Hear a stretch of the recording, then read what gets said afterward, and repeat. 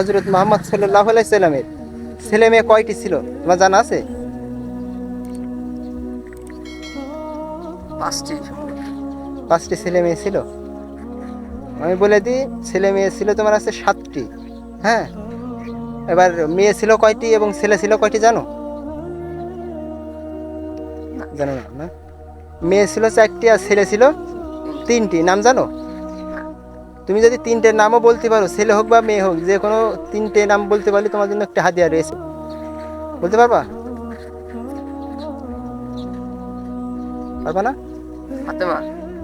যে একটা ফাতেমা। আর আর হলো না।